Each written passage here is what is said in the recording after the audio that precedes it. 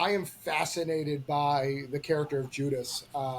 He is my favorite disciple, bar none, which is very offensive in most Christian circles. They're not a big fan of you saying that, just for the record. Happy New Comic Book Day, geeks, and welcome to issue 20 of the Script Heroes podcast. The show where we bring you comic news, book reviews, and industry blues. My name is Joseph Jasanowski, and I'm the writer of Janitor Hero, Cunning Carly, and the Cryptoverse. And I'm Katie Markham, scripter of the Rusty Robot Country Club and ghostwriter extraordinaire. Today we've got a good amount of polls for you. We're talking about Green Arrow number 10, Morning Star number 1, The Six Fingers number 2, Zorro Man of the Dead number 3, and Ultimate Spider-Man number 3. And for the back issue review this week, Katie picked out Pretty Deadly by Kelly Sue DeConnick and Emma Rios. That's right, and in our creator corner, we'll be joined by the creative team of Coins of Judas. They've got a Kickstarter running right now. Make sure you jump on that. It's ending on the 6th of April, so only a couple days after this comes out. Yep, and if you enjoy that interview or any of the rest of this episode, you can follow us on all of the social medias, Twitter, Instagram, TikTok, and YouTube, all at the handle Script Heroes Pod. Or you can find me personally at all the same socials at JJAZ1111. And you can find me out there on the World Wide Web at Katie Markham Pro. Now, let's get into the news. Okay, so we have a new anthology announcement from DC Comics because they seem to love anthologies over the past year or two, which is, nice. But they are doing a new Joker anthology, which is called Joker the World, which we'll see. I don't know if you remember 2021, there was a Batman the World anthology. Vaguely. Yeah, so it will see Joker stories in Argentina, Brazil, Cameroon, Czech Republic, Germany, Italy, Japan, Korea, Mexico, Poland, Spain, and Turkey. And I think it's set to kind of coordinate with the release of the Joker movie. So that's pretty rad. I mean, seeing anthologies is very cool. I think especially when they have a twist like the world ones. Yeah, I mean, I am a big fan of anthology books. They were a little expensive, so I stopped pulling them, but Batman Urban Legends I really enjoyed. I love having little bite-sized things to read. I really liked in Urban Legends how some of them would carry through. Yeah, DC has been so anthology vibed lately, and I'm wondering if it's because they can put the bigger price tag on it. They're not afraid to do that with their normal books. Yeah, I don't know if I would guess that that's the reason, right. But also I don't know if I have another reason, so that might be a solid guess. Right. I don't know why they've been more anthology heavy after years of, both them and Marvel doing barely any anthologies, and Marvel still does barely any. They do their Black, White, and Blood. I feel like they do stuff like that. They've done a few anthologies like that. They did an Elektra one, I know. Trying to think of that. Anyway, I think Marvel might do more not more compared to DC, but my frame of reference is going to be their Pride books. DC started doing their Pride anthology, and I think that was one of the first kind of yearly anthologies that they started. They were doing Pride and Power. They were doing both of those. And I think you're right. I know for Marvel, they do the Marvel Voices series. Yes, they do. And that's not an anthology, but it is, multiple issues, I think, or at least an oversized issue each year. I think it's an oversized. I know years back, maybe the first one or the second one, Dijo Lima did coloring on the cover, and that's when I kind of became aware of its existence. But yeah, I don't know, but it's definitely DC has leaned more into the anthologies recently, and I'm here for it. I really like being able to see a bunch of different creative teams, especially because it's often people who I think aren't super mainstream people who then get to do their DC book. They get to get that kind of foot in the door with a big two Yeah, publisher, and I think I that's was about to say that pretty it feels like rad. they're pulling. I wouldn't say like they're not pulling obscure people. Like it's Right, not like no. suddenly this person who's done a couple Kickstarter books is going to be doing like no, but it's people like who you see doing Mad Cave books or Mhm. Scout books or back when Aftershock books. Like it's those kinds of kind of mid-level publisher Mhm. talents that are being pulled. Boom or IDW. Like it's those kind of Mhm. talents. IDW obviously being and Boom being a little bit bigger, but you get the scope. Like they're pulling people from those places, I think, which is very cool. Because it is a little bit of a way for them to kind of start doing work that maybe gets a little bit more eyeballs on it, and Exactly, hopefully a and decent it paycheck. lets right, hopefully, and it lets creators who probably wouldn't be able to work on titles like Batman. Like you're not Yeah. gonna hand a Batman book to someone you don't trust, but a little No. Batman anthology story, okay. Yeah. Like Joker, this you're gonna see 13 Joker stories, and I'm sure a lot of those people were never gonna touch Joker if Yeah, this didn't happen. So, so no, I'm hyped fully for agree. this. Um, Also, if you're an artist, then like now artists have work that they've done with a major character they could sell as prints or sell as original art if they're a traditional artist. So, yeah, very cool stuff. I'm kind of with you that like a Joker anthology doesn't make me go, yeah, this is gonna be. It's like, okay, But that I'm could go. excited if it's like if it's a globe trotting Joker and he's just popping up in all these different countries. I'm Yeah. a But if it's like different takes on the Joker, I think that could be really, really cool. Well, let me answer right now Oh, that the reading of it is Joker, the world sees the clown prince of crime travel to 13 countries and stories by a creative team. bummer. So I do think it's just going to be Joker going, I'm here, I'm here, I'm here, I'm here, Well, hopefully I'm they'll here. still be able to put their own twist. I would think that the point Yeah, of having him travel the world is so you can see him in these different contexts. yeah. I Yeah, don't know. Gothamites, sleep Interesting. sound. The Joker's going to be on a globe-trotting adventure for a few months. I mean, I do think one of the stories is going to be in the U.S. So, um, yeah, he will be. He'll be back But just for one. just for one. But yeah, let's move on. There's one other bit of news that I want to touch on this week, and then we'll say goodbye to the news. Sweet. Okay, so wrapping up our news for this week is a little bit of an update of something we had talked about a little bit back. We have details of DC's Finest, which is DC's comics version of Marvel's Epic line. We were looking at those like iconic stories kind of collected of Hmm. their biggest characters. If you remember, this is where we were like, Yeah. it's With like the Gail Simone Wonder Woman instead yes, of George yes, Perez. yeah, where we were like, okay, but it is looking now like seeing more of it that it's not necessarily going to be like all old stuff, but there's not that much new. What I wanted to touch on here is the two new books that have been, or sorry, the three new books that have been added from last time I we mean, looked at it. we were missing Green Lantern, Aquaman, and was there a Flash one? There was a Flash one. There We have was a only Flash gotten one. Green Lantern out of the Oh, missing ones, but we have gotten DC Finest, Green Lantern, the Defeat of Green Lanterns, which is, does it not say here what it's actually? It is collecting Silver Age Green Lantern. It doesn't say mhm. specifically what issues, but it is Silver Age OG Hal Jordan Green Lantern. So win, But in What else we addition to got? that, we've gotten three that are not really character specific.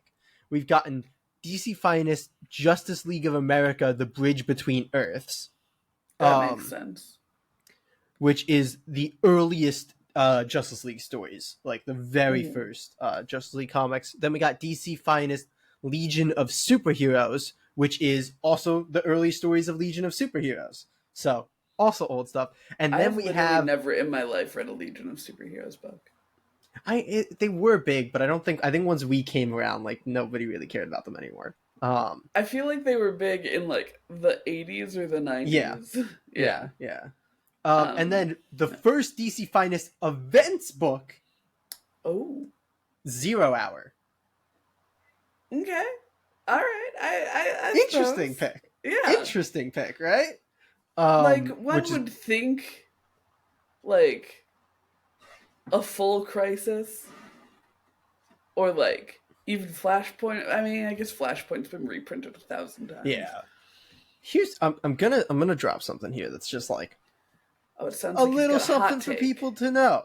As I look through these, the 3 non-character specific books, Justice League Bridge Between Earths not fully being there. I'll say Legion of Superheroes and 0 Hour are both like 100-page less than each of the character books for the same price, which is kind of rough. Most of the books are 600 pages. Like basically all the character books are exactly 600 pages, with Wonder Woman being a little bit less and Batman being a little bit less. And then Legion of Superheroes is 505 and 0 Hour is 496. So, you get a little less bulk there. Though I understand if they just ran out of material, especially for 0 Hour. I was going to say for 0 Hour for sure.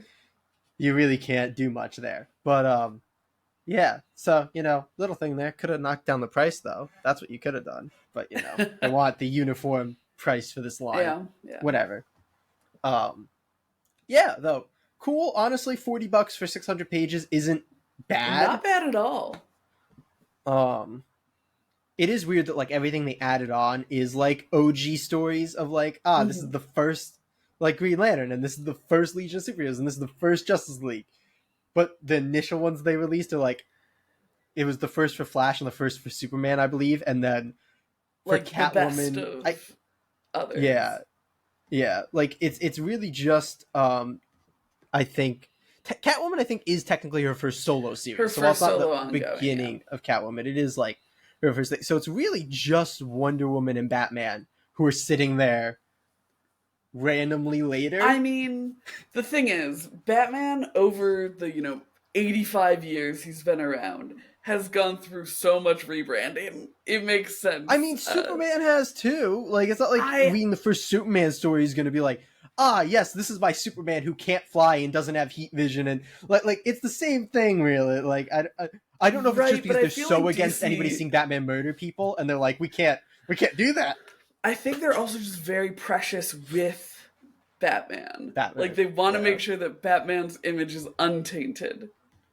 I just think it's really funny. Like, you're gonna you can be reading all this like Silver Age, stuff, Golden Age Superman, and then when you get to your Catwoman, Wonder Woman, and Batman issues, you're just gonna be like, this is more modern. Like, this is fairly modern. This is just fine. Like, this is how comics are now. Whereas everything else is like, oh no, this is turn back the clock. But it's cool that they're doing something like this. Yeah. I'm not throwing stones. I just find it very funny that like 3 of these like 10 books are just modern, and then the rest are like these OG stories. Because trust me, you go back and read. I've read Silver Age Green Lantern. It's wild. Like, this is not.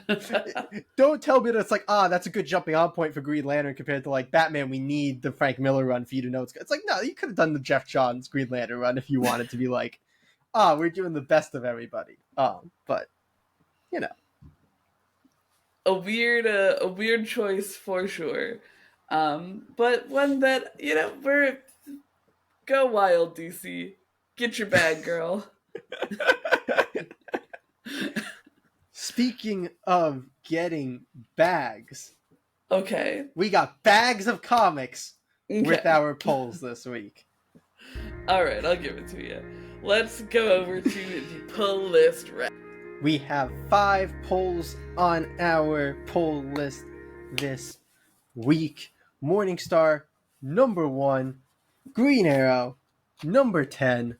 Zorro, Man of the Dead, number 3. Ultimate Spider-Man, number 3. And the Six Fingers, number 2. But of course, that's not all we got. Katie, what else did you pick up this week?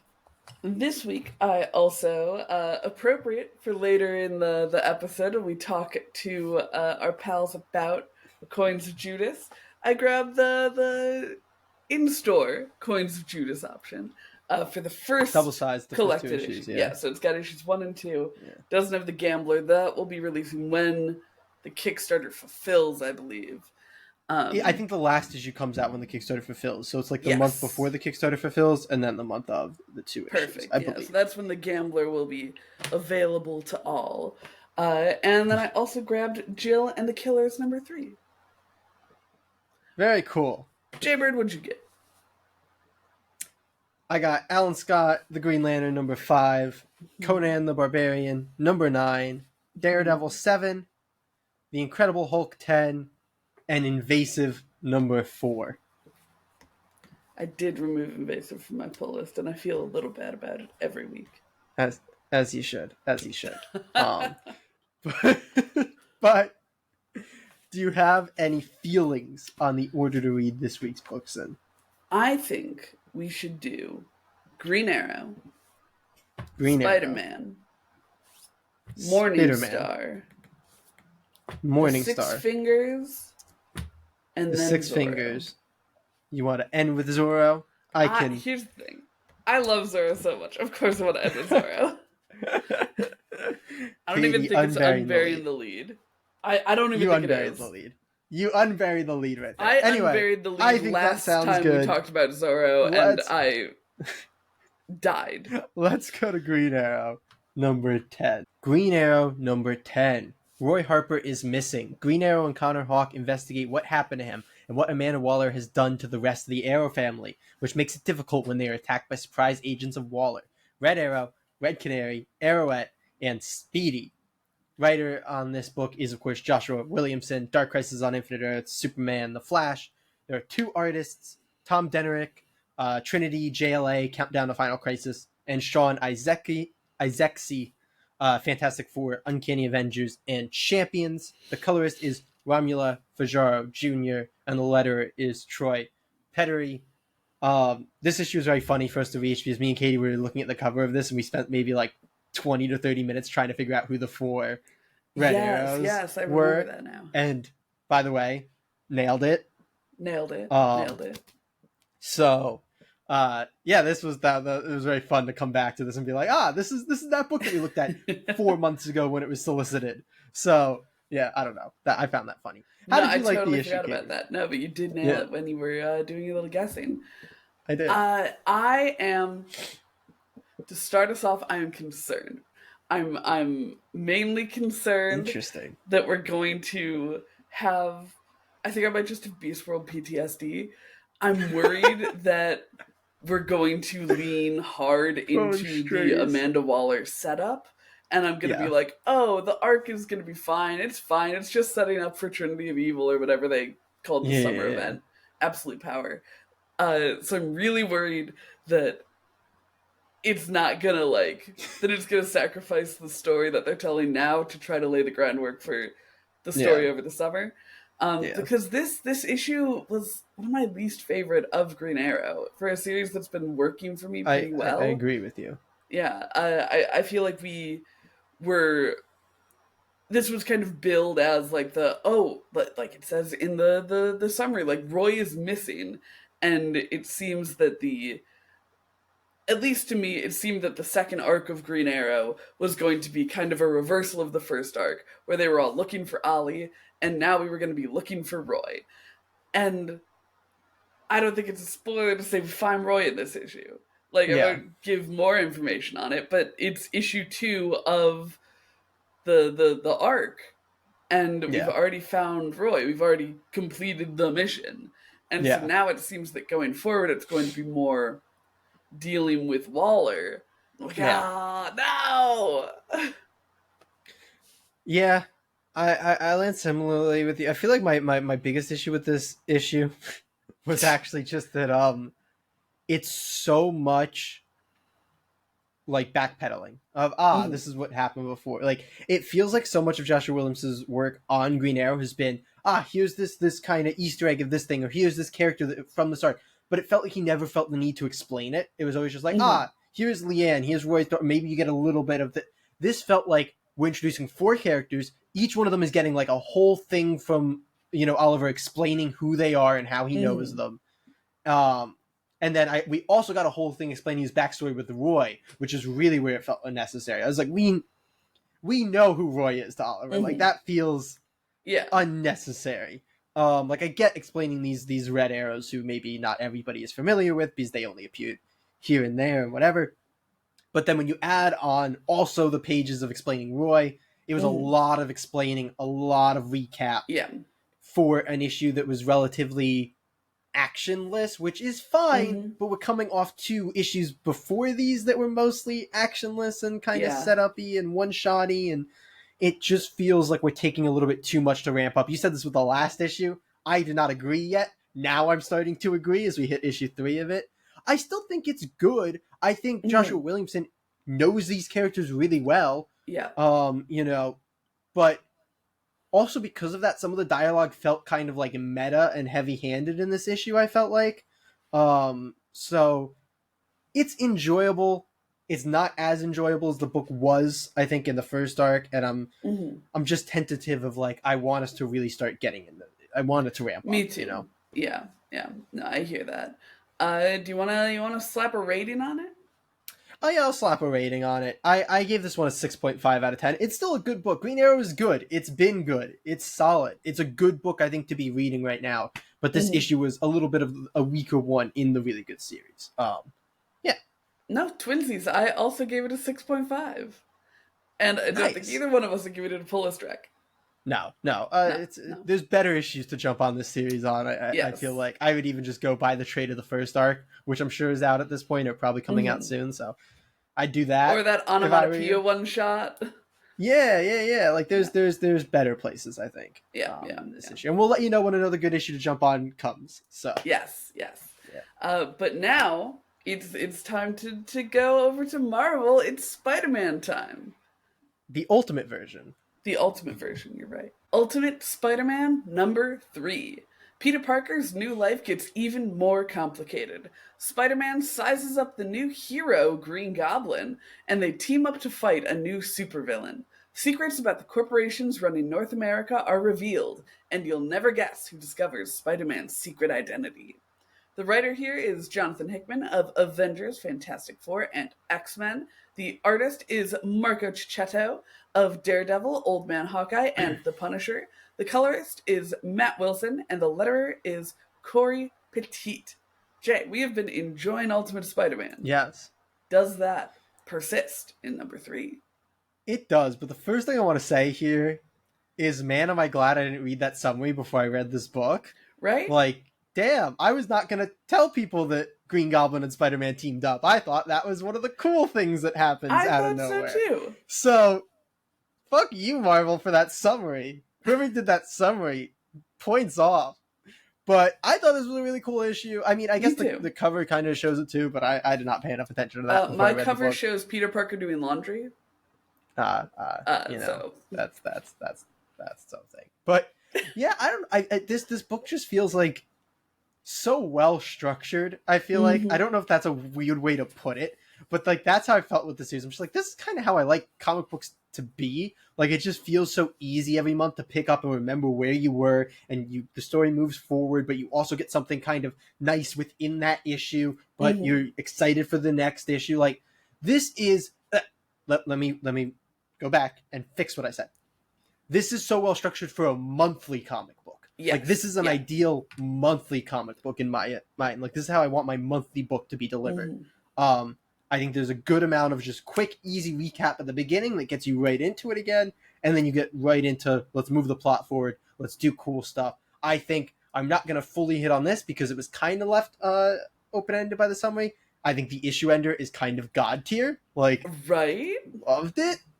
So this is just a good book. Like, this is a good comic book, I feel like. I'm not a Spider-Man super fan, so I'm just enjoying this as somebody who enjoys a well-paced comic book. Right? Like, I feel like this is a very good, it's such, because the Ultimate is obviously supposed to be like, oh, here's this other universe that's very welcoming for people to come in and start at number 1. And I feel like this really is just hitting a home run every issue. Because every issue it feels like I am becoming more and more of a Spider-Man fan. Like, I already like Spider-Man. I really enjoy the video games. The movie's great. Sure. Video game's great. And every issue, I'm like, this is what I feel like a Spider-Man comic really is supposed to feel like. And I think a lot of that comes down to the way that Hickman writes Peter and his relationships within the book. Like, whether that's to his daughter who they have the cutest little relationship. Like there's a montage at the start of Peter like discovering what is going to work for the aesthetics of his suit, and it's based off of what May is telling him, and it's super adorable. I think they're all references to Spider-Man suits of Pat. Like the only one I picked out was the Scarlet Spider suit, but I'm assuming the other ones were. Well, I mean, the first one was the all black suit. spider that was clearly yeah, the black suit and the Scarlet Spider suit were the two that I picked up on. The blue one might be the Future No, the Future Foundation is like bright white with blue. I have no idea. No, but yeah, I think you're right that they are all like meant to be various Spider-Man. Yeah, which is just cute and fun. Fully agree. Yeah, I think that the way that Peter himself is written and the way that he's written with these other characters makes him super likable and makes Spider-Man super likable. And adding on to that, him being a bit of a like superhero greenhorn, we get to see him discovering how to be a superhero. But he's not like a weird teenager this time, which makes it even better. Yeah. Because he doesn't have some of the qualities I didn't like in the original Ultimate Spider-Man. The last thing I kind of want to hit on is one of the coolest things I think about this book is the way that Marco Cicchetto kind of handles the art in this book, in that it feels like there's two different art styles in this book. I don't know if you feel the same way, but it feels to me like when he's suited up as Spider-Man, it's this super traditional superhero comic style of like a maybe early 2000s, like late 90s kind of style. And then whenever we get civilian Peter or, J. Jonah Jameson and Ben, it's this like more like kind of artsy, like drawn looking style, like more hand drawn looking style, which I love so much because it just makes like these two distinctive feels throughout the book. I think that he definitely captures the two different tones very well. I don't know that I would go so far as to say that they feel like two different styles to me, mostly because I really love the art here, and it feels cohesive to me. And I guess in terms of like you look at the way that the action is done, and that really kind of changes the way that panels are done and all that. So I can see where it would where that like distinctness in the two different areas comes through. But yeah, I feel like the art is just really great throughout in a way that doesn't feel different to me. I think the big thing is that he has a very distinctive way of drawing faces. So when you put on the masks of and pretty much all of the characters in the superhero are masked, it looks very different. That is that's a fair play. Yeah. But are we ready to slap a rating on this numbers baby? On these. Yes. Katie. I freaking love this, man. It's so good.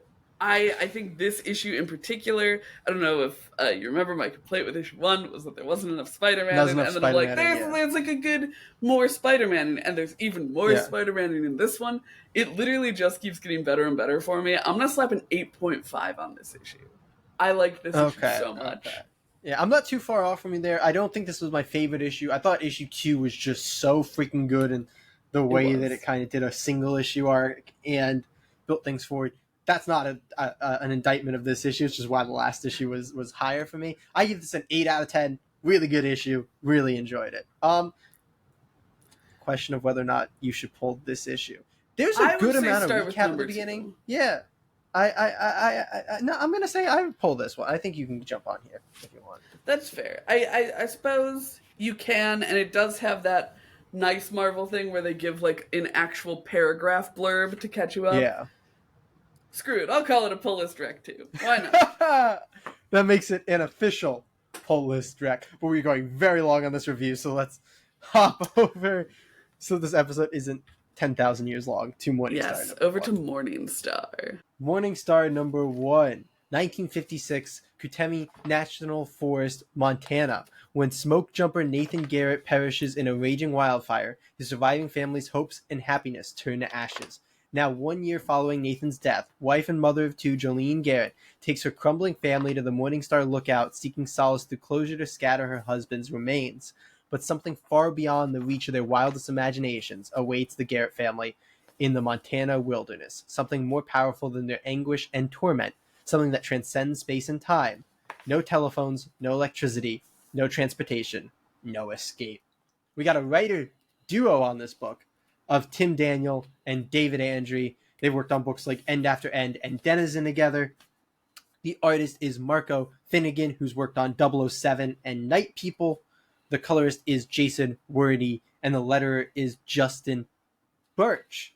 This was a book I think we were pretty excited for. So I'm interested to hear how you felt about it. We talked to David Andre a few weeks back, and he was telling us some stuff about this book.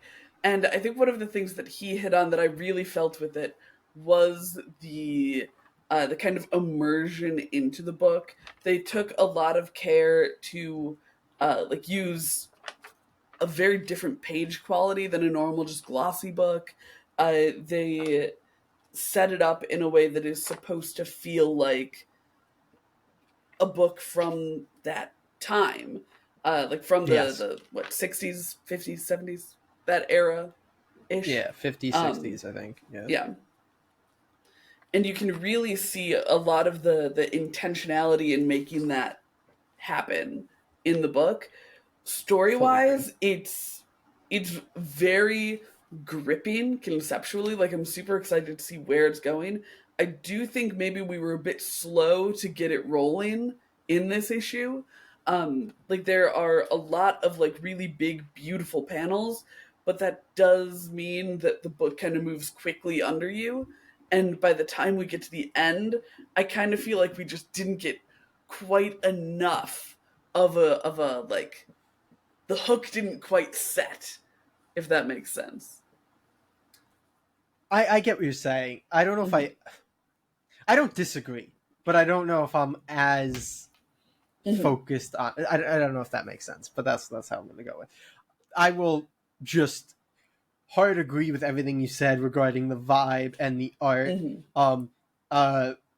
David Andre had spoken to us specifically about the coloring process, and it comes across so well here of things are missed and things go out of the lines a little bit. It's really cool. It looks really true to the era. It's great from an artistic standpoint, from a kind of way everything's put together, from the art to the coloring to the lettering. Really love it visually. It's a setup issue is really how I felt about it in the end. I was like, this is an issue entirely of setup, which is, depending on how the series go, maybe a positive thing, maybe not. We'll see. I do agree that it puts the book in a certain place, but it's like maybe you want it a little bit more, but I enjoyed it. It got me very interested in what's to come, which I think is the point of a setup issue. For sure. So it did its job on that front, but I get what you're saying, and there is a little bit of a feeling of I wish it gave me more, but that's also the feeling of I want more. So partially it's a fine success. Line. Yeah. What I want to say specifically to that point is that the pitch for the book, just reading the summary on League of Comic Geeks and hearing David talk about it, already had me excited. And I don't know that this issue made me more, it made me more excited in the sense that it's actually in my hands. But there's not a lot in this issue that has, gotten me to a point that I wasn't already at in terms of my my hype for the book. That's fair. I think I got even more hyped. I thought it was very cool. But the other thing I'm going to just say to that is not everyone, I think, is going to have that level of hype. That's from fair. Having heard David talk about the book directly and really gotten the thing that. Is, Morningstar was already on my pull list because I was already hyped for it. Yeah. But in any case, do you want to slap a number rating on it? Is there anything else you want to hit on? I hate number ratings, but I will. I gave Morningstar number 1 a 7 out of 10. Again, the level of hype I was already at was high. Yeah. It's just that I feel like I want, again, that fine line between I want more and I'm excited for more. Yes. And I would absolutely call it a pull list rack. Like we said, there's a lot of intentionality and a lot of thought and a lot of love put behind this book. And I am super, super excited to see where it's going. Fully agree. I went a little bit higher than you. I give this a 7.5 out of 10. I thought it was a really, really strong first issue. It is that point of like, it is a setup issue. And a setup issue is always going to kind of have a cap because it didn't really Yeah. deliver anything itself. It just got me more hype for the next issue. So, yeah, this is an issue that's going to be very interesting to look back with context of like, was this that awesome setup issue that they then, hit the ball, that they set up Yeah. out of the park? Or is it like, set up and then we didn't do that? So, Yeah. very dependent, I think, on where it goes, but I am very excited for more. I will also call it a pull list track. I think Morning Star is worth a read. Absolutely. But next up is the Six Fingers. The Six Fingers, number 2. As the notorious one-hand murders escalate, Johann Sveil's life is falling apart. But as he attempts to seize control of what's happening to him, he begins to fear an outside force at play. What is this invisible power wreaking havoc on his life, and what does it want? The writer here is Dan Waters of Lucifer, Detective Comics, and Homesick Pilots.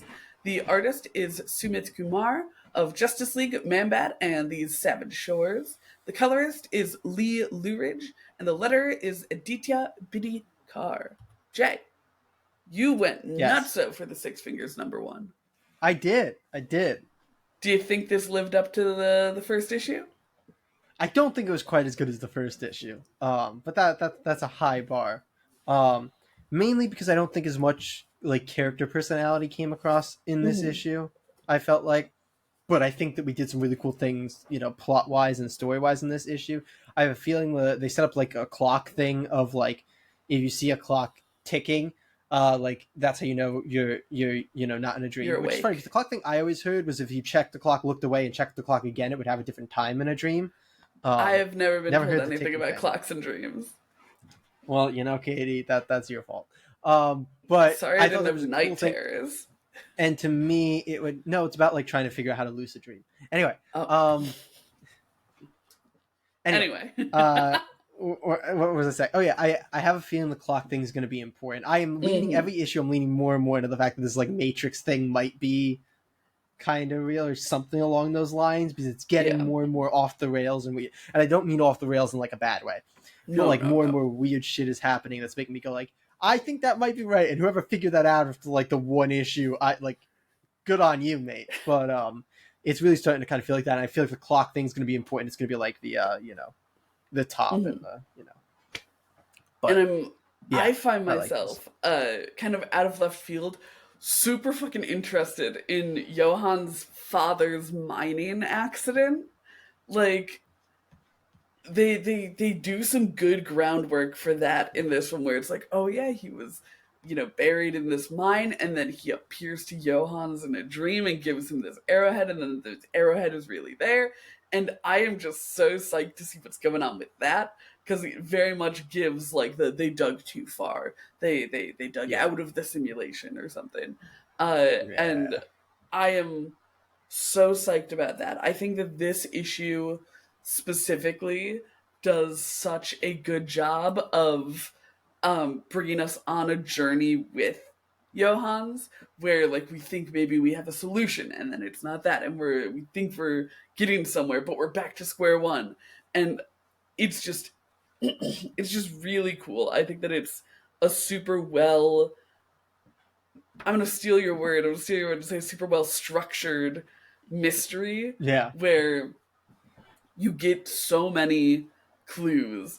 And I think specifically in the Six Fingers, so many of the clues are resolved in the issue, because it's a lot of dead ends as opposed to a lot of loose ends, like we get in the One Hand. And I loved it so much. I had such a good time reading this, and I'm so hyped for more. Fully agree. I really am loving the art in the Six Fingers across the 2 issues so far. There's such a cool use of like empty space, like it's just, I feel like characters are often just placed kind of like off, and like we look at walls a lot because I think of the whole, I'm really enjoying this. I'm very interested to see where this series and these co-series work together. There was also a really cool moment in this of where we got like the other end of something that happened in the One Hand, which was really cool. Really enjoyed that. I'm liking it. I'm liking both series a lot. I'm liking the Six Fingers a little bit more. But I think that they're doing good stuff, you know? They're doing good stuff indeed. Do you have a rating? I do have a rating. I gave this an 8.5 out of 10. I thought this was real good issue. Not quite last month's rather, but Yeah. very good issue. Do not pick up this. This No. might be the most confusing issue if you were to read it alone so far out of the 4 that we've read. And it might just keep escalating. Mhm. But read this whole, duo series together, Absolutely. It's good. It's very good. I gave it an 8 out of 10. Also not going to give it a pull list rec because, oh my god, read the rest of the series. Yeah. But we've got one pull left. We do. Zorro. Man of the Dead. Man of the Dead. Let's 3. Trace. Zorgo. Talk about it. Zorro. Man of the Dead, number 3. El Rojo and the cartel have had enough of Diego and his delusions. There will never be a return of Zorro, and they will punish anyone who disagrees. But even Rose is having a hard time dismissing Zorro as anything more than a myth, as her brother relentlessly inspires hope across all of La Vega. Things are getting dangerous fast as Zorro, Rosa, Thomas, Bandito, and Tornado dash to stop decimation El Rojo is planning for all who dare stand against him. The writer-artist on the series is, of course, Sean Murphy of Batman White Knight, The Plot Holes, and Tokyo Ghost. The colorist is Simon Go, and the letterer is Clay McCormick. You unburied the lead earlier, Katie. But we've been loving the Zorro series. Yeah, I'm just going to throw it to you. I mean, I would die for Diego. He is just best boy at this point. Someone hire him for the sound department on movies where they have the best boy. Because he is just the best boy. Like, he's so great. I love him. He's so committed to the bit. Like, it's not so a bit good. For him. Like, he's fully delusional. It's fine. My son is completely fine. I think that this book just it's so great. It's so good. The action is so high intensity because it's fast paced. There are high stakes. Nobody feels immortal. Everything feels so like dangerous and cool. And I think a big part of that is the juxtaposition of the way that Diego approaches things and the way that Rosa does. Their kind of diametric split on their perspectives of the world continues to make everything feel so cool. Because like, Diego, you're fighting people with guns with a sword. What are you doing? And it feels ridiculous. But then he keeps doing well, and it's just, it all feels so high intensity, and I love it so much. Sean Gordon Murphy is so good at writing and at art too. We get great backstory for Rosa here. Her girlfriend comes back. We love to see it. There's just so much cool stuff. I don't know if we love to see it in the way that it happened. I don't know if that's the accurate way. Being abducted by the cartel, whatever. She's there. She didn't die. It just felt like such a funny phrasing to be like, somebody was abducted by the cartel. It was so cool and fun to see. It was so cool. We love to see it. Hi, Esperanza. God, I think what I finally landed on for this, that maybe I should have said this weeks ago, but I feel like this just gives me such a vibe of the early Dynamite pulp hero stuff that they were doing, like when they were making books with the Shadow and Green Hornet and the Lone Ranger. And I love that stuff so much, and this is just that same vibe to me of like, let's take this character that people really liked but has kind of been lost to the mainstream at least, and like let's reimagine it in this really cool, awesome way that's unique but captures the heart and what makes it so awesome. So yeah, I love this. This has been so good. You nailed it with like everything feels dangerous and cool, and yeah, like it just is always that level of like, oh man, I'm a little bit worried about the characters, but yeah, I love it. And it has also, I said this about a book earlier, this has a god tier issue ender, like just a real awesome issue ender. Like, But, I'm going yeah, to I love find this. Sean Gordon Murphy and make him explain himself. I mean, the other issues are out for people who did the I Kickstarter, know, so you just gotta buy them but off eBay, and then, like, you're good. no, I won't do that But, to myself. The thrill of a monthly read. Like you yeah. were saying with Spider-Man, I mean, one, the God tier ending. Two, it's just such a good monthly read because you feel like you're back in the story immediately, and that hype, it just lasts. It's so great. I How would fully, you? like, I don't know.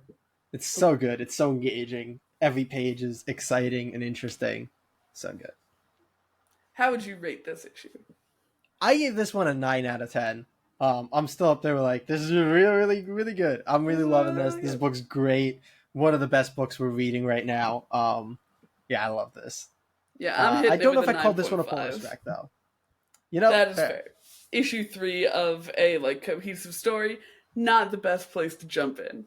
But with a 9 and a 9.5, and I think I gave issue 1 a full 10, you should go get those issues I gave and issue 1 a catch up. 9.5, I think. I think so too, which is a J10. I don't know Or what I suppose gave, we've learned that no. 9.75 is a J10.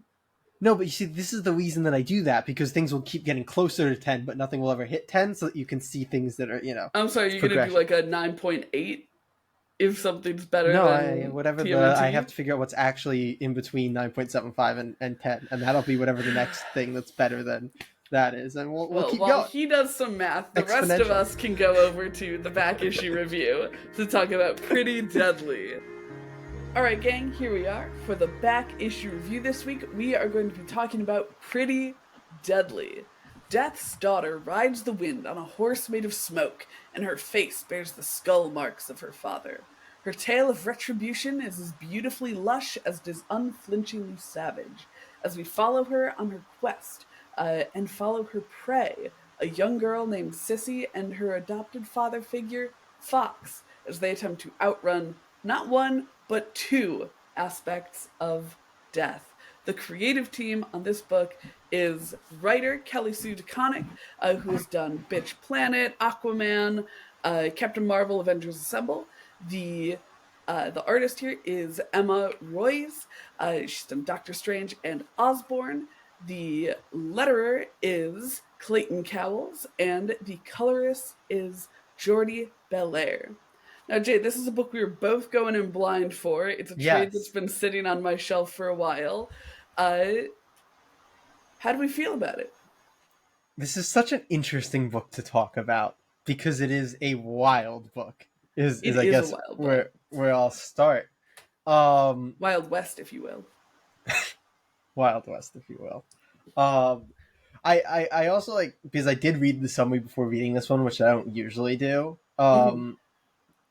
I feel like I always come in here and I'm like, these summaries are so bad for the books, and this is another one where I'm like, I feel like the summary ain't great.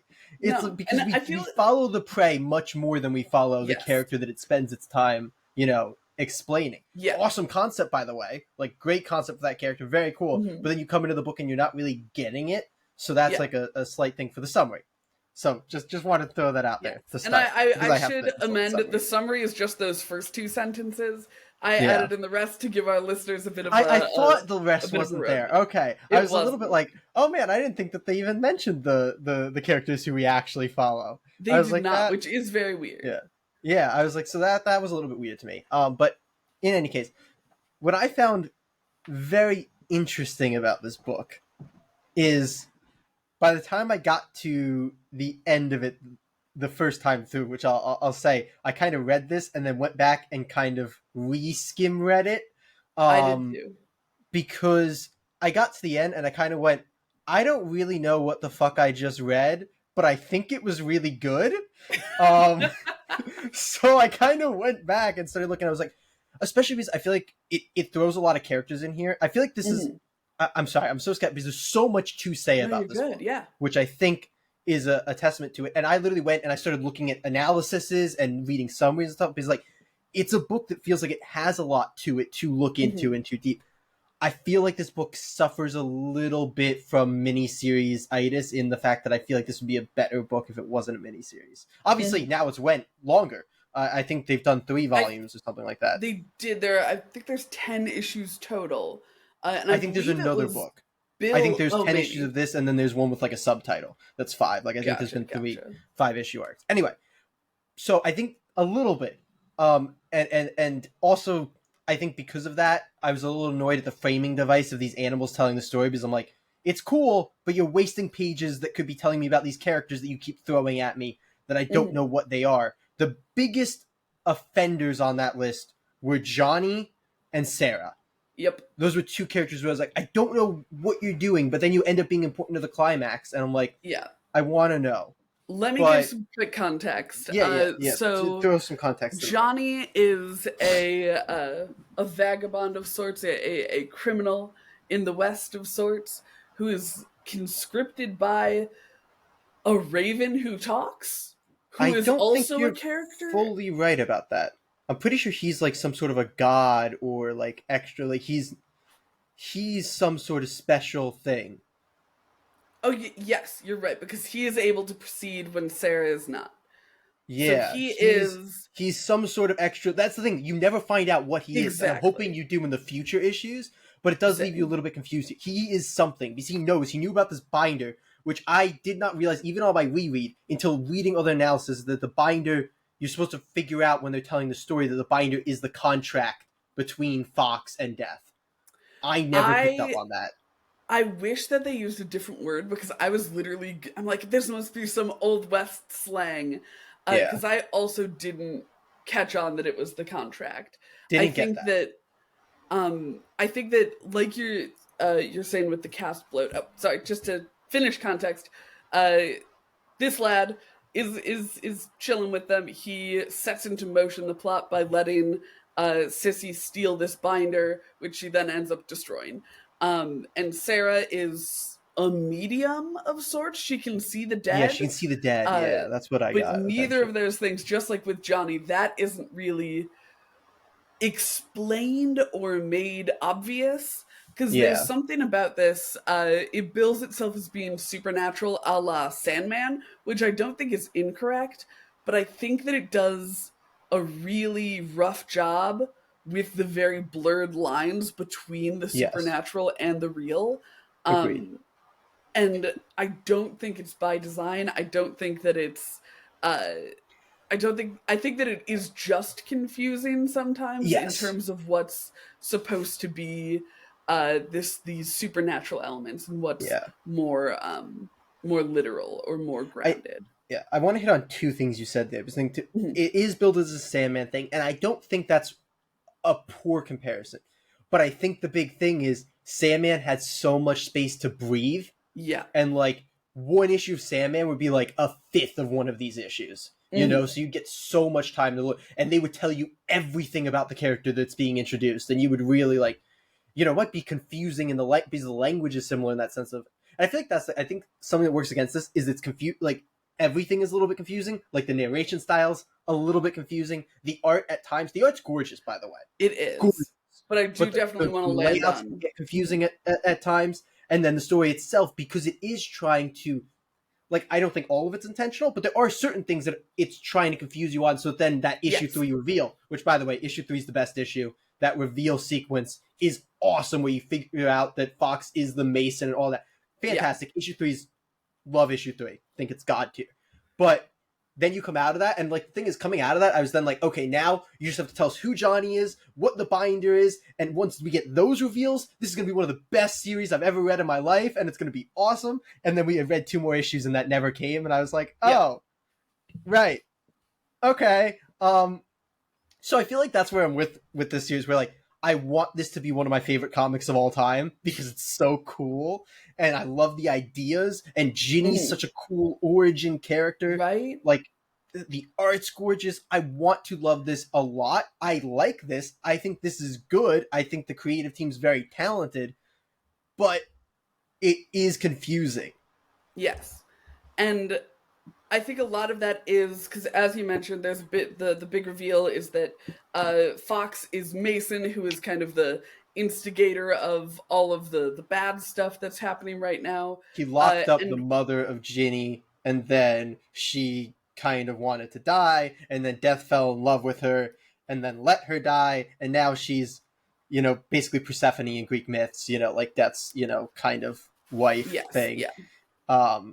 And then And Ginny is a spirit of vengeance on Earth, essentially. who then is going to go after the Mason if he doesn't complete this contract to kill this monster, and the monster turns out to be the girl, Sissy, that's following him. Another really good reveal. When they actually reveal the stuff, finally, retroactively, everything becomes awesome. It's just the things that you never got that reveal to make retroactively awesome. And I think that the reveal is so cool and so well done, but I think that a lot of the confusion stems from burying the lead on the reveal. Like, really trying to make sure that it's a good reveal, which it is, but it makes everything else a little confusing because we can't know too much, because these pieces need to fall into place. And yeah, I like, when we visit Sarah, we're given no information on her. Sarah was the worst introduction, I think. I had no idea what the hell was going on. And I think that even with... I keep calling him Coyote because I think his full name is Johnny Coyote. I think it's Johnny Ginger, isn't it? No, I think she just called him a ginger bastard because he has red hair. When I was looking him up after and all the things, I think everything was calling him Johnny Ginger, but... Oh my gosh. Oh, well, I fully believe those people over my... That's the thing, like, I was very much trying to believe the other people more than me, like, when they said that, like, the contract, the binder was the contract, I'm like, you're probably right. I didn't understand that, but you're probably right. It makes sense for the binder to be the contract. Looking for Johnny I think with Ginger. A lot of these characters, one, they aren't introduced terribly well in terms of their, like, kind of supernatural connection to the story. And I also see John tonight. Anyway. I also think that it's a bit... They don't get a ton of, like, character work. Like, we're very close on Sissy and Mason, and they both feel very, like, real and concrete. But Sarah really feels kind of dropped in. Even Johnny, even though he gets more development because of his kind of weird role in this, being an instigator, but then also a helper. It's he gets characterization, but it never feels super, like, connected to the other characters. And there's also a weird thing where there's kind of a gang around them. Like, there's someone named Mutt. There's a couple of other people who just kind of are there, but not really mentioned. And I was a bit confused by their situation as well. And I think the biggest bummer is that with Ginny, she's so not centralized as the character in this, even though she's, like, objectively the coolest one. And I think it worked really well for those first couple issues where she was hunting them, where she came in and she, like, saved Sarah and her family from other aspect of that. That sequence is so good. I want to jump to the art right after I finish complaining. But gotta give props for that sequence. However confusing some of the page layouts were, that page, so rad. But yeah, I feel like we never get the other characters on the level that we get Mason and Sissy, which is fine for most of them, but rough, especially for Ginny, where I'm like, oh, I really wish we knew more about her. And they tease at the end that the next series is about her. It made me really want to read that as well, because I want to know more about Ginny. But I think it was rough not having that connection to her in this when she's such an important plot character.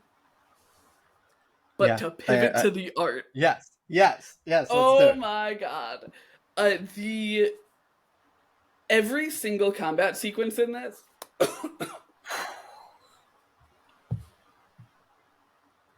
amazing. Yeah, I'll talk. Okay, I was like, if you're dying, I can talk for a couple of seconds. That's what I was trying to gesture at, but you just let me choke there quietly. I was letting you choke there. No, the action sequences are amazing. There's, like, almost animation-y, like, motion blur in it, which just always looks really, really good. It's almost always very clear what's going on. There's sometimes this book and this artist loves inset panels Yes. And sometimes it makes for just amazingly gorgeous, awesome pages. I'm thinking of the the like beginning origin story where it's like, here's this person's face, and then we're going to talk about this person in the bigger image, and here's this person's face when we land on and it. all the tarot cards floating Yeah. in there. And then there's sometimes where it's like, well, now we have 3 inset panels that are almost on the same level, and then they each have text bubbles next to them that are almost on the same level. And so I'm not 100% sure on how I'm supposed to read it, but there's more pages that I like the layouts of than I dislike. Oh, yeah, I just think yeah. this is very, risky in its panel layouts, which means, especially across an entire 5 issues, some are going to fail. Exactly, yeah. But the energy in the fight scenes is always so up there. It's always so exciting. You said animation, and there are a lot of those inset panels that like feel very anime to me, where it's like a close shot on a hand unsheathing a weapon, or like a close shot on a smirk, or like a side eye, and I'm like, you feel the drama in those fights so well, and it's not just the actions being done, it's the way that the dialogue is done in the fights. A lot of the fights are very dialogue heavy, which I don't think always works well for things, but I think it works really well in most of the places here. And they're also very like, there's no fights that are just kind of fights, It always feels like two people bashing heads, as like, this is a fight that needs to happen. Fully agreed. And they do such cool work with both the firearms, because this is a Western, in case that hasn't been obvious. The firearms and also the blades and stuff. It's so cool how it blends the two of those. Yeah. Every time I see on Fox's face, like the X that kind of he has. Oh my gosh. Oh man, so cool. No, I love the art of this series, even if the layouts at points had me a little bit, thrown. I always appreciate, and like, I'll say this about the book as a whole, in addition to layouts, I really do appreciate a creative team trying to do something a little different. Obviously this is heavily Sandman inspired. You can kind of see, I'd say in particular, Sam Keith's like layouts on Sandman seem to be an inspiration behind some of the layouts here. And I can appreciate that 100%, trying to do something a little bit different. Because doing something like that in an indie book with brand new characters and all of that, obviously Sandman also was brand new characters, but very high tier talent at a big publisher that can keep going and give you a lot of issues to do stuff. Compared to, you have 5 issues to prove that this works. Different story. So I really appreciate that risk taking. And, so I'm not upset when it doesn't 100% work out on every single page and every single issue. I so wish this was something that got more room to breathe. Right. But I do still really like the end product. Like, I went through the time to essentially read it twice before we did this, and to go and read analyses and look at things and find out that there were more books. And, like, that enthusiasm that I immediately shown into doing more things should give you some indication of the fact that I really am intrigued by it and pulled in by it. But I just feel like it has this potential that it isn't quite reaching, at least in this miniseries. This volume, yeah. Yeah. No, it's so cool though. I would also love to, because we've mentioned the kind of concept a couple times here. Yeah.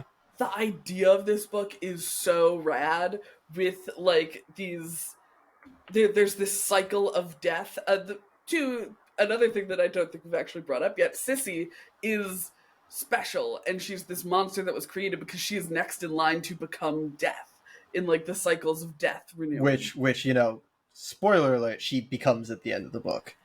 And it is so cool because the one of the things the book is sure to mention, to be like, this is fucked up, is that she was put on this earth, she was given people to love and care about, she was given all of these like earthly feelings, so she would know how fucking hard it is for things to die. Like in just the first issue, someone gets shot and Fox makes an offhand comment of like, well, who gives a shit? And she just quietly says, I do.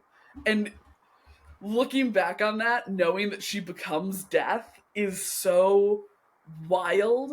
I just, the entire arc of this book, like plot wise, is so stellar. I really Oh yeah. really enjoy uh just everything it's going for in terms of like its world building and the systems that it is set up for its characters. It's so cool. So rad. I fully agree. I think the plot of this, the concept of this, the world of this are all top tier, and that, along with the art being so good, is why, despite its limitations, despite its confusions, it still comes across as really good.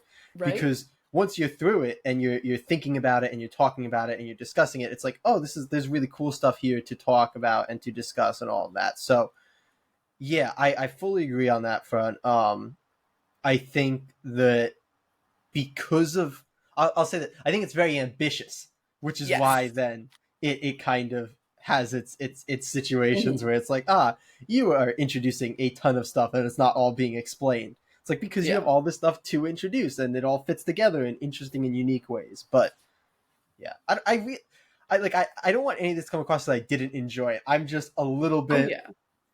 frustrated because of how much I enjoyed it. There's things that I'm still like, why don't I know who Johnny Coyote or Johnny whatever Ginger Mhm. Coyote, 8 last names, whoever the hell he is, why don't I know who Johnny is?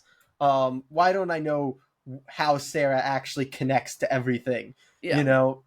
um but all of that is to say that it is a very good, and last thing I'll give it some props on here is it is one of the few mini series, I say, because I always say like mini series that clearly doesn't want to be a mini series, but Yeah. everything's a Yeah. mini series nowadays. It's one of the few that we've read that I think truly succeeded at having an end that is also a continuation from more. Yes. Like this is a story. Whether or not they had to Mhm. try to shove a little bit too much in, it is one story, and it is also got me so ready for more. Right. Very And I few think miniseries pull that off mhm. nowadays. I think part of that is because of the decision to commit to Sissy being the main character of this story. Like she gets Yeah. to complete her story in this volume. And I'm sure that she'll be involved in the next ones. Like she is death after all. But we get so the plot threads that are important to the plot here are tied off at the end. There are still like little interesting bits to go forward with, especially with the entire character of Ginny. But no, I think you're right that it really succeeds both as a complete volume and as a launch into the rest of the series. Yeah, which is honestly one of the things that I like become most frustrated at comics for not being able to pull. Like I get that it's a very difficult thing to pull off, but it's like I get it. You want more, but I also if this is it, I want it to be an okay. I want to be okay with Yes, this yeah. being it. Obviously this did get more, but I also would be okay if this was it. So Mhm. um, yeah. Well, very rad. Are you ready to convert all of those thoughts and feelings and insights into a Not even numbered a little rating? bit. This is one of the hardest ones I think to put a number on that we have done. Maze Book was I was gonna say similarly Maze Book difficult. for me was so But, impossible to but this give one I think it's like because like Maze Book was just like it's a hard book to rate because of like the kind of book it yeah. is. This is a hard book to rate just because of how much like the good and the bad like And the contrast with each other. ugly? I'm like, yeah, Western I don't town? know.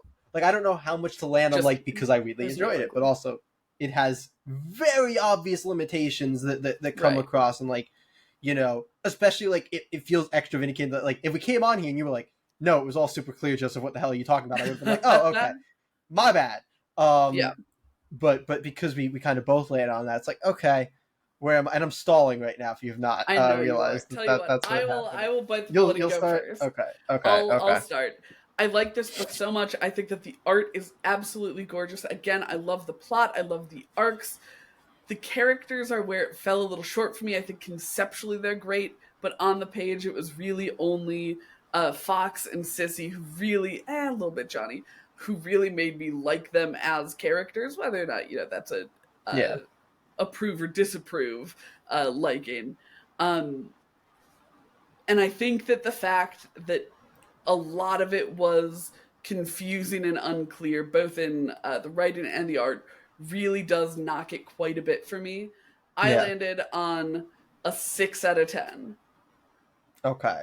I think that's a fair Right. I agree with almost everything you said. I don't think I'm going to agree with you rating wise. I think I'm going to end up a little bit higher than you. Because I did really enjoy this. I think I'm going to call this a 7.5 out of 10. Ooh. I think that's where I'm landing here because it does just get me so excited. Like, because we're talking personal enjoyment here, I did very much enjoy this. So despite its limitations, and it does keep it from being at the level of like the top tier books, but I think it's earned a place on my list, and I think that it is quite a good book. So I agree. I don't know if you want to now go through your list, and then I can run through mine. And before I do, I would like to remind the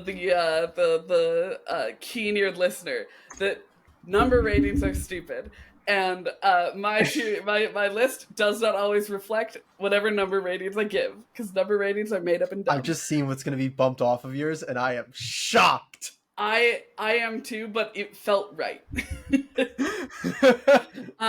So my top 10 list. Number 1, Noctera, Full Throttle Dark.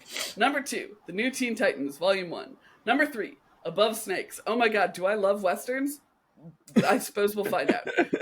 Number 4, Maze Book. Number 5, the Mirage TMNT 1-3/RAF one-shot.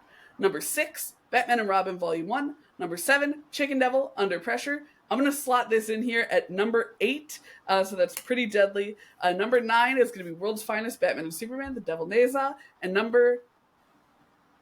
Wait. Are you going to do a tied 10 here? Is that how you're going to do this? I think it's going to be a tied 10. Okay. Because they've been tied this entire time. Yeah, that's reasonable. That's perfectly reasonable. So tied at number 10 is Radiant Black, Not So Secret Origin, and Paper Girls Volume 1.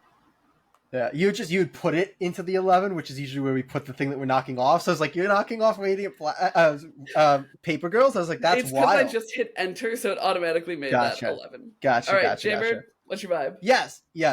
Still at number 1, I don't think it's surprising. Mirage TMNT 1-3 in the RAF. Never forget, that's a 9.75 from Jay. It is. Number 2 is Noctera Volume 1. Number 3 is Batman and Robin Volume 1. Number 4 is New Teen Titans Volume 1.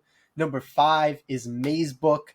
Number 6 is Above Snakes. Number 7 is Dark Crisis on Infinite Earths. Number 8, Radiant Black. Number 9 is where I'm slotting in Pretty Deadly Volume 1. Number 10, Ultimate Spider-Man.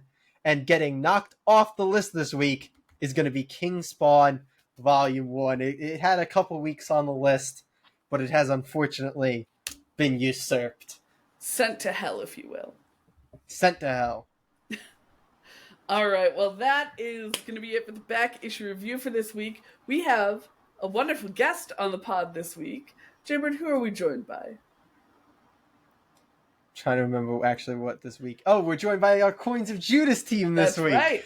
Remember, if you are not aware, we record interviews not actually on the weeks that they come out a lot of the time, and so remembering who is coming on is never the easiest thing. Our friends from Coins of Judas, Travis Gibb and Rolands Kalnins. It's a fun interview. It's such a good time. We ended up talking for like half an hour extra after the interview just because we were all having but we cut the camera, so there's no bonus content there for a full episode. Yeah, but in any case, head over and chit chat with them. Okay, we are joined by the creative team of Coins of Judas, Travis Gibb and Rolands Kalnins. Thank you guys so much for joining us. We're very excited to have you on. So we typically start these interviews with the same question because we are uncreative and uninspired. But the question we usually start with is, how did you get started making comics? You can take this, in whatever order you guys want, but how did you get into the process of making comics? Definitely. All right. You go first. Sure. So for me, I always wanted to do comics. That was my thing. I grew up in Rochester, New Hampshire, which you probably don't know, but it's right next to Dover, New Hampshire. Do you know why Dover, New Hampshire is important in comics? No. Okay. It's about 50% on this. That's where the Ninja Turtles were from. Oh, So okay. for me growing up, like the Ninja Turtles were right there, talked about it. You know, I'm a little older. So after the Ninja Turtles rolled out, Image rolled out, and I was just like, dude, you just make an indie comic and you're rich, son. Like it's nothing. It's no big deal. We also have the Yeah. Tick, if you know the Tick, like Yeah. it was like it's super easy. You just make one and do. But I was like, but I don't know how to make comics. I don't know anybody who makes comics. So I went to film school, like because I was like, that I could. What I'll do is I'll break it to film then I'll make comics because that's an easier path. It's really smart, super, and not only that. What I was like, film school is hard, but you know what? Everyone's in New York and California. I'm going to go to Orlando because that's known for its film. It's got Nickelodeon and Double Dare, and it's got Nickelodeon and Double Dare. And there's you tying it right back to Ninja Turtles with Nickelodeon. So like, right, if I just would have waited it out, my dream could have happened. yeah. So I came down here. I went to MegaCon, which is a huge con out here. I met some other creators, and then I started. He was like, "Oh, just do a backup for me." So I started doing backups and doing all that. I took a long break in between because I had a daughter. Decided to raise her. That's super important. And then I met my wonderful wife, and we were going through just talking about life. And I was like, "Oh, I used to make a comic book." She's like, "What?" And I opened up a Google Drive. I was like, "Look, here's some comic books." She's like, "You have finished comic books in a Google Drive that you're not doing anything with?" I was like, "Yeah." She's like, "You should do something with those." I was like, "Oh yeah, that's a good idea." So then I started, and if you don't know who I am, like I am nonstop. It's ridiculous. Like I need to stop. I need to figure it out. So that's it. That's my story. It's a solid story. I can relate to the idea of thinking that getting into film would be a good way to then go into comics. Finishing up film school right now, actually. So. Good luck. I hope you enjoy weddings and commercials. What we worked for. Yeah. Rolands, do you want to tell us a little bit about how you got into making comics? Sure. For me, it was quite different because I live in Latvia. It's a post-Soviet Union country, so everything arrived here late because I'm 28 to be 29 now, and I basically grew up with media. Other people grew up who are 40 now, like the original Pokemon, Hanna-Barbera stuff, and basically that kind of got me into things like fantasy and everything like that. And when my parents got more money, we got like satellite TV, and then I started watching Disney Channel and Cartoon Network, and then basically Ben 10 and that kind of stuff just Yes. it basically molded my whole perspective on things. And I started to draw a lot of like sequential stuff, even not knowing what comic books were that back then.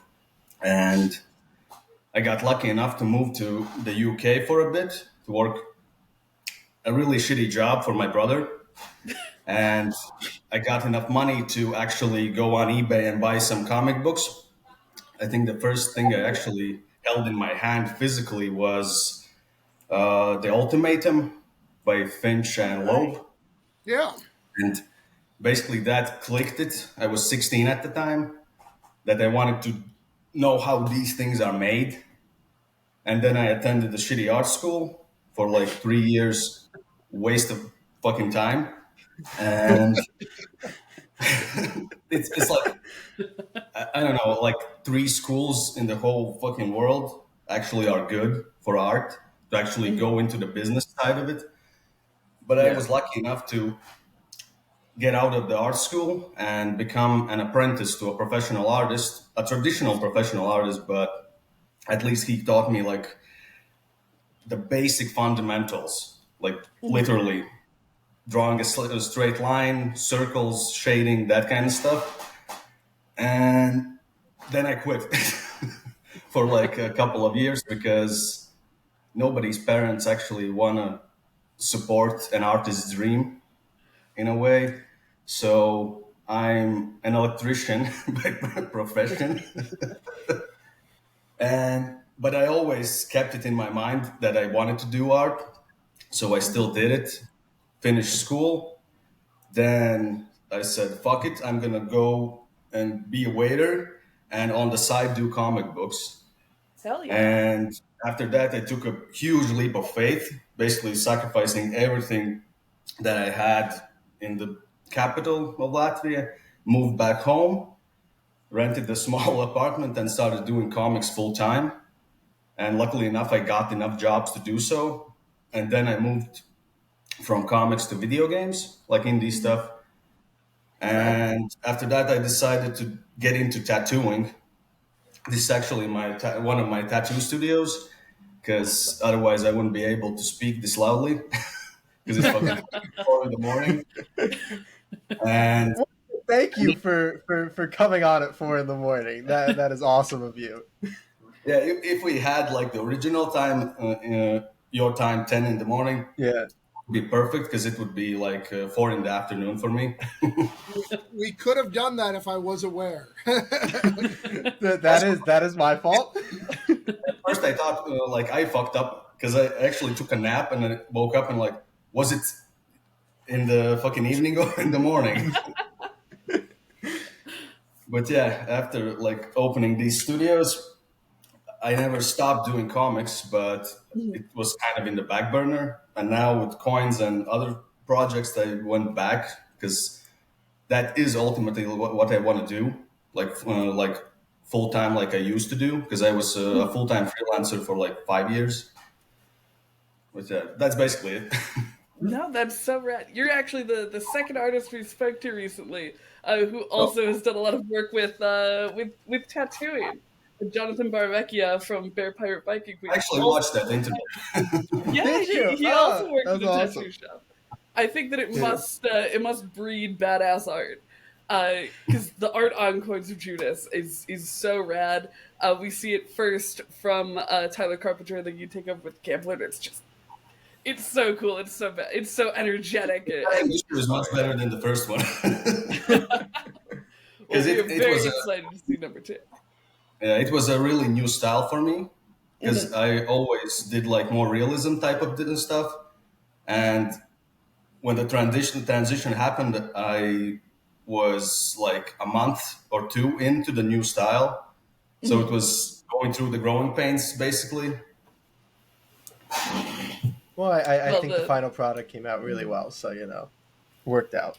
Yeah, but you haven't energy seen is Coins certainly of there. Diablo 2. It's a cut above. That is Yeah? a perfect view. Oh, I'm excited. Yeah, there was we'll get into it when I'll just ask questions. We'll get to it. I'm sure. Well, to jump into Coins of Judas, we'd love to know, how did this come about? There's obviously some Christianity influences, with it being the literal coins of Judas. We see some badass demons and devils and the such. How did this idea kind of come together and end up on the page? Yeah, so it's been my idea for a long. I am fascinated by the character of Judas. He is my favorite disciple, bar none, which is very offensive in most Christian circles. They're not a big fan of you saying that, just for the record.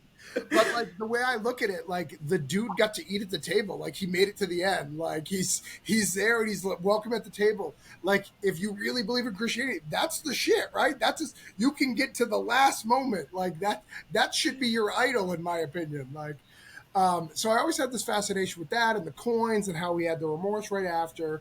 And this original script was written for a Mad Cave talent search. They do talent searches every year. Yeah. They did a Wolfenheart story, and I wrote it to do a small little Wolfenheart story about these little demons. It was just the children of Judas. It was basically the opening of Coins of Judas, the like first act with the father. I kind of wrote that up. They declined me, and I was like, all right. And then I saw Band of Bards was looking for submissions for Tales from the Static, and I was like, you know what? Let me polish it, make it a little bit more my own, and then I'll submit it to them. Because I'd had the coins idea for a real long time. They weren't demons when I made it. I had another idea, but that's what writers do. We like, all right, this one's not ready. I'm going to steal from this one for a little bit and play with this, and hopefully I'll be able to fix that one later. That's kind of what we do. So we wrote it. I wrote that opening scene, and Band of Bards was like, no. And I was like, damn, all right, apparently this is a good story. And then I read the rest of the email, and it said, we want a full series. And I was like, oh, Oh, all right, cool. So they're like, we don't want a like a 5-pager. We want a full series. So we talked, negotiated, figured out the price. We could afford 2 issues. With their budget, with paying Rolands and Tyler and Heather and the letter of Jerome. So we figured out. So we did a 2-issue arc, which I love doing. It was really challenging to me. I'm used to doing stuff. It made it a lot more fast paced, which is super fun. And it throws back to the old Marvel 2-in-1s. Like the Marvel 2-in-1s were like 2 parts, where they're like a team up that would for 2 issues, and then go on to another two-issue team ups. And I like that style. So we've adapted it and continued to go on that. So we're doing 2-issue arcs, which is fun. That is Definitely it's a a little very bit unique, I unique think. way. Yeah. Like you see a lot now. It was 6, I think, for a really long time. Now there's a lot of 5 and 4-issue arcs, but 2 is still, I think, a rather unique number. But I think it worked really well in this instance. But kind of the next question there of like, okay, you kind of told us, how it got to Band of Bards, but something interesting that you're doing right now is a Kickstarter for it, which this is a book that's also being, distributed direct market, but it's also being done through a Kickstarter. This is something that I think a few publishers are starting to do now, but it's still a rather unique method of kind of having 2 different ways to distribute the book. How do you feel about that, and how did it kind of come to be with Band of Bards here? So that's a complicated story. Let's try to find an abridged version real quick. So in the original concept, one of the things that I put in the caveat, and it was for them, not for me. I was like, hey, I'm really popular in Kickstarter. I have a decent in the direct market, but like my strength is on Kickstarter. Like those people like me. So I feel it would be stupid to not add that caveat to it, like to have a Kickstarter. So let's do it. Let's put it together. And when we started, so Tyler did the first 2. There was a situation that arose that Tyler didn't fit with the Band of Bards motto and stuff, and he was removed from the project. He's still co-creator. He still loves it. Tyler, even like he's welcoming interviews and stuff. We're hoping to have him on in a few minutes. So there's no bad blood between any things. It just didn't work out. And Rolands took over. Rolands, believe it or not, he redrew that whole issue 1. We have a full issue 1 of The Gambler with Tyler's art. So Rolands, Really? Wow. Yeah. How was that, Rolands? Because Rolands, that's I think one of the things that you see between 1 and 2. Like he felt. I never told him, but he felt like he had to follow the format of what Tyler had, right? Yeah, I used the first one basically like storyboards, just redrew it in my style, which kind of worked and kind of didn't for me personally. That's why I kind of like the second issue much more, because I just went full my way. I kind of didn't put on restrictions for myself. So yeah, but in other cases, yeah, the thing is with the first issue was that I kind of wanted to keep it as close to Tyler's stuff out of the respect for him, because we worked on the first few issues, and uh, maybe it worked, maybe it didn't. And just to clarify for anybody listening, you colored the first 2 issues and now do both the art and coloring on The Gambler, which just a nice little bridge into just, I have to say, the phenomenal coloring on this series as a whole. Like there are some really, really cool emotive colors. It's not really like, I think me and Katie say this a lot on the podcast, of like there's 2 different kinds of, I think, coloring when it comes to comics, of like here's your realism, just going to color things the way that they should be colored. And then there's like the emotive, super artistic, I'm going to color to make you feel something, and the way that kind of goes. And I think Coins kind of falls into that latter category, where you're really accomplishing a lot through the coloring and kind of getting across the emotion on the page. And I think one of the things that I love about Roland's color, and why I particularly chose him for coloring, is it's a manga style, but I don't particularly love manga. Like I don't like the manga style with colors. I don't tend to like it. So I was like, let's do something that is not manga style coloring with manga style art, and see what comes about. And I think it has its own feeling, because it makes it both feel like unnatural, which is kind of what the book is about. Making it feel unnatural, but also having a familiarity in 2 things. So all right, it's manga style, but it's not manga style coloring, and it's traditional coloring, but not traditional art. So I think it has this cool vibe. So No, it definitely does. when we got the two together, originally thought about doing a story for the Gambler, like just doing the Gambler on Kickstarter. But we really felt like since it's all done, why wait? Why not give the Kickstarter audience something special, and the direct market something special? Because they're two different audiences. There is crossover. There's people who go monthly to their comic store, absolutely, but a lot of it doesn't cross over. So why don't we do that? So we decided to make a trade that's exclusive for just the Kickstarter market. So there you go. Here's a trade. It has some extra stuff. It's really, really fun. And then if you're a Diamond person, order it right now. We have the Gambler 1 and 2. Both you can order right now. We have all the order numbers. 2 just got announced today. So it's really cool, and it's kind of a unique way to do it, to go, hey, Kickstarter audience, we love you. Here's something special. We've got this cool cover. We got all this cool stuff. Hey, direct market, we love you. Here's your 2 issues. You got it. But it's all, what's cool, what the best part about it is all going to wrap up at the same time. So delivery dates, everyone will get the complete story at the same time. So nobody, I think that's the risk of doing this, is you feel like you cheated somebody. Not cheating anybody. We're going to give you our delivery date is July. Gambler number 2 is out in July. So everybody will get the whole story in July, whether you got it in a trade, whether you got it in the comic store, because I love both. They're super important to me. And perfect opportunity to say this should be going up with a few days left on the Kickstarter. So if you want to grab that Kickstarter trade that Travis was just talking about, go grab it right now. You still got time. Yes, we'll have it linked periphery, not more than a click away. Yeah, so we have the first arc of Coins of Judas, that little 2-part story. Then we have the Gambler, another 2-parter. Do we know, are there plans for more coin stories in the future? Rolands hates it, so I really wanted to, but he just has expressed how much. Yeah, we plan on doing another one this year. It's called Mother's Touch, which is the third, the next two-parter. We may change it up a little bit. I haven't decided if we're gonna, if we're gonna switch artists every 2, because that's been a tradition now. If we're gonna keep Rolands to do the 2, regardless, Rolands to stand on color. We're still trying to figure out all those aspects.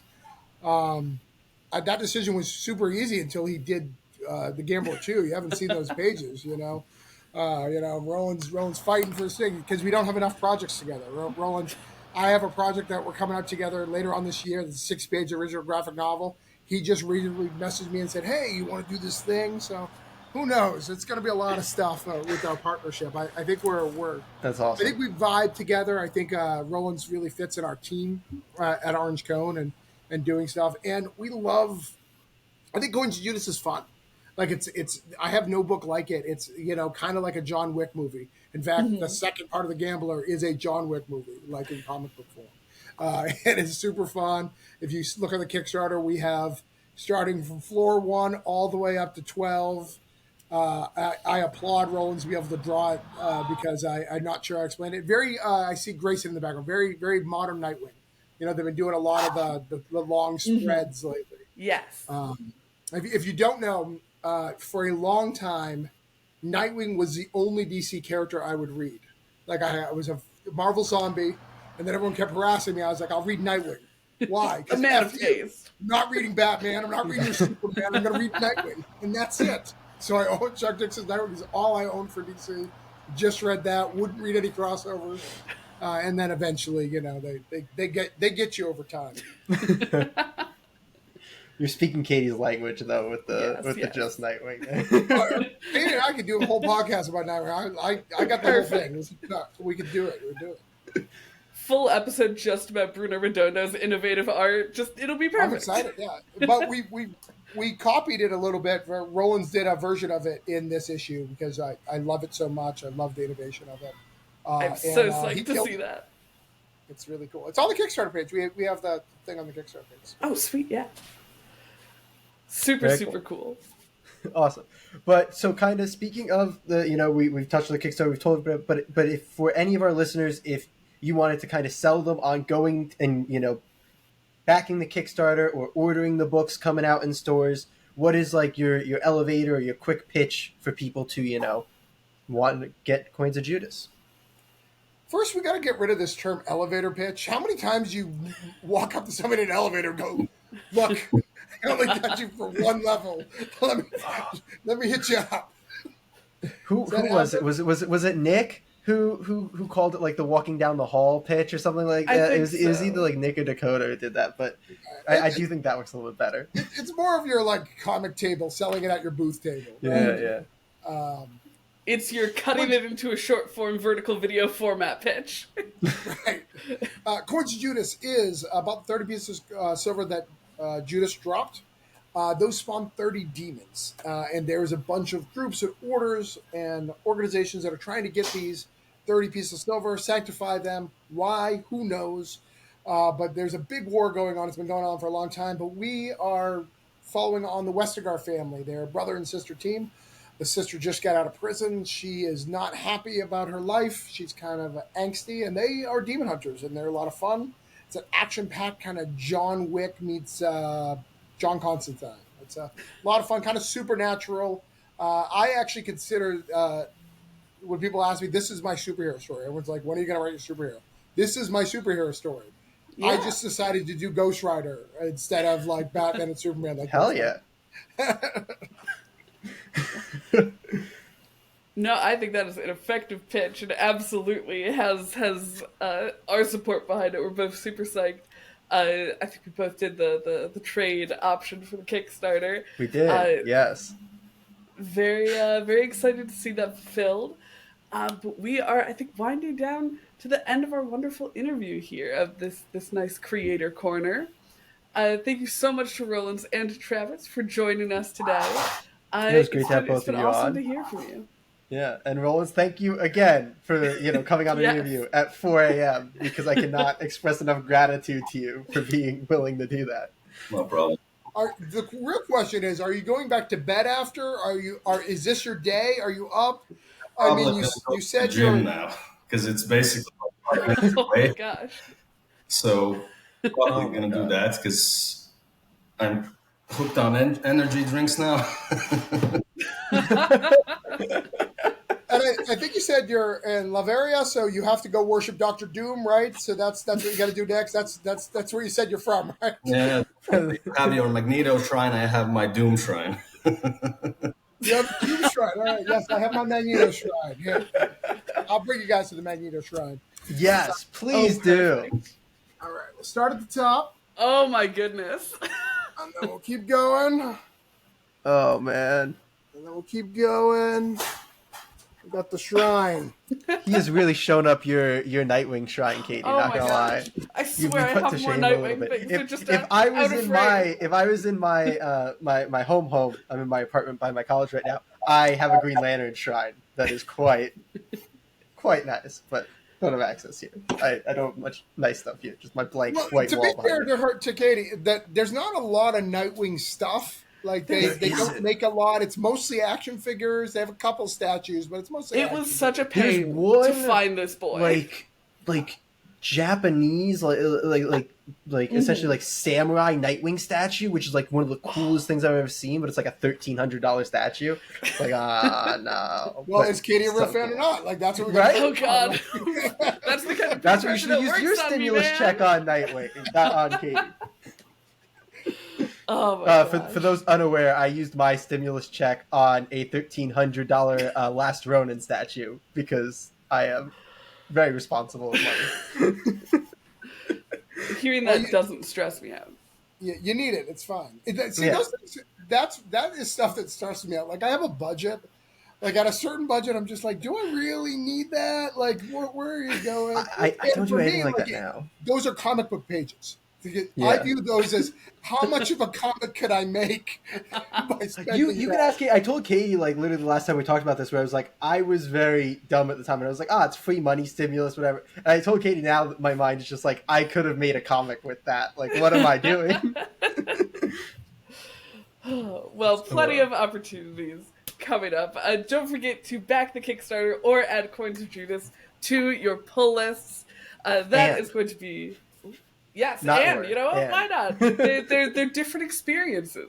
pick up Well, yeah, both. Wow. they actually are. So in the trade, so let me tell you something of the trade.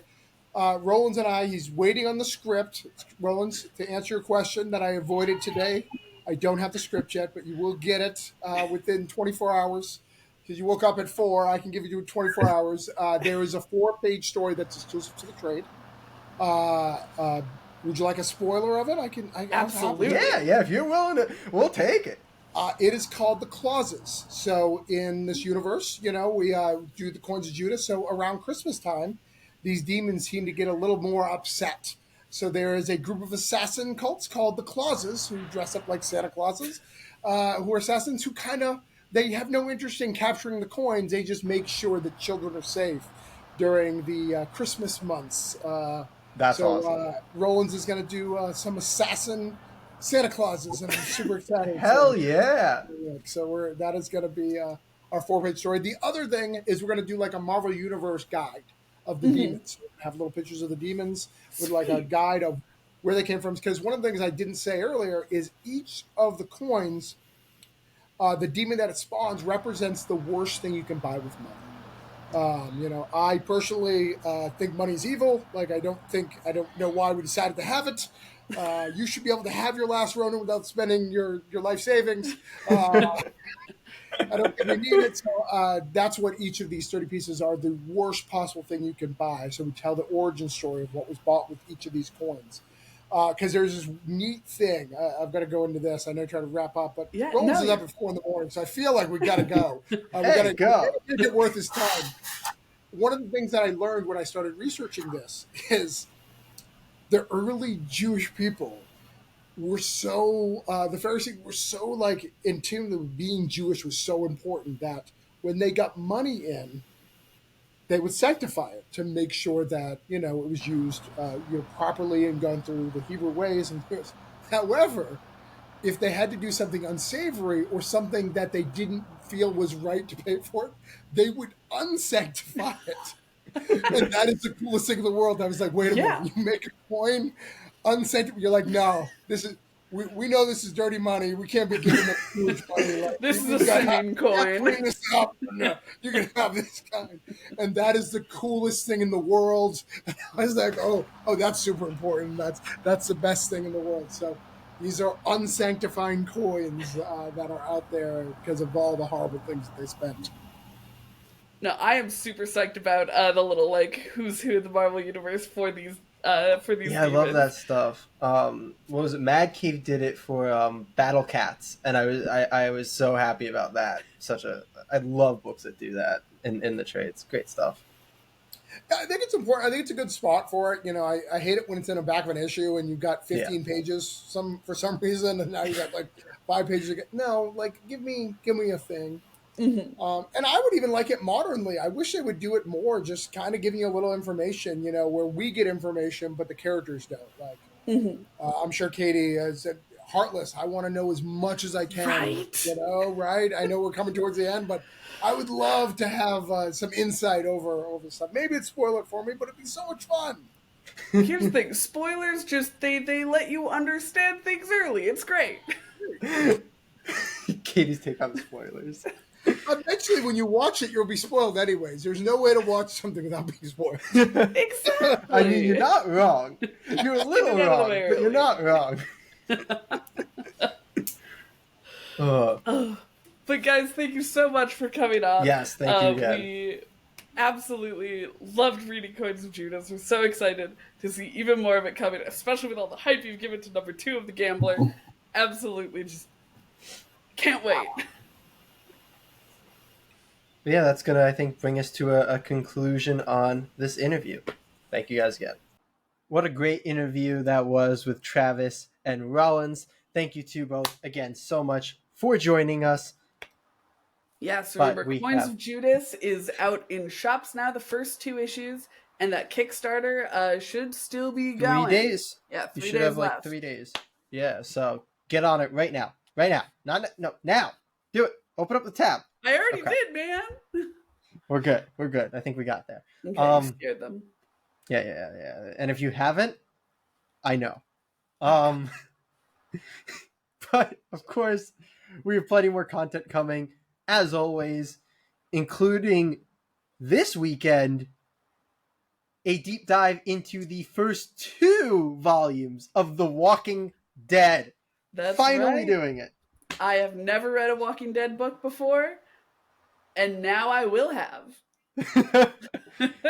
and you'll get to see Katie's first exposure to it, much like the Turtles. Not to worry, I have ordered my copies. There was like the regular and the deluxe, and I figured the deluxe would have all this like fun extra stuff, so I just ordered that. I will kill you. I will kill you. No, I'll read in black and white. I'll suffer through.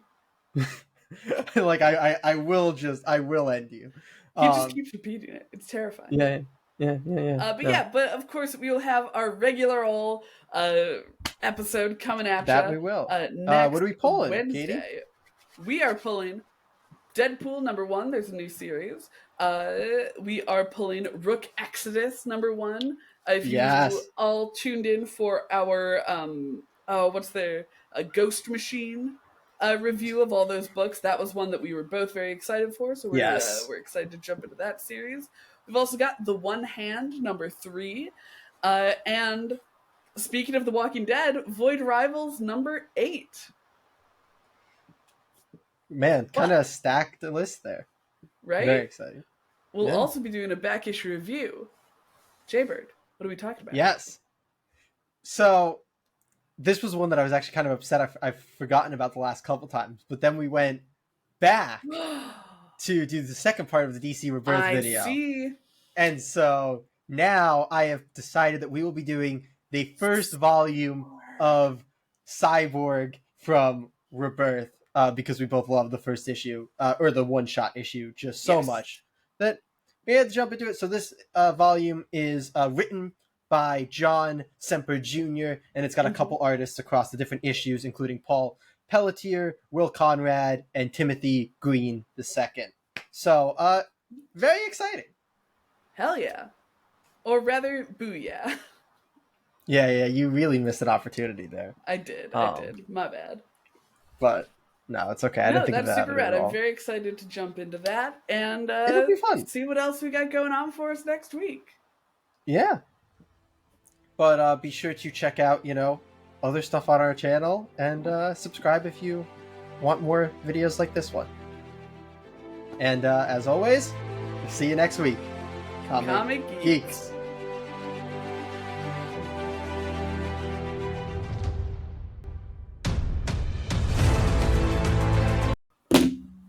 Okay. It's gonna buzz so loudly now that it's on the table. Buzz so loudly, yeah. My phone doesn't buzz. I leave my phone on silent because I'm not a weirdo. Civilized, man.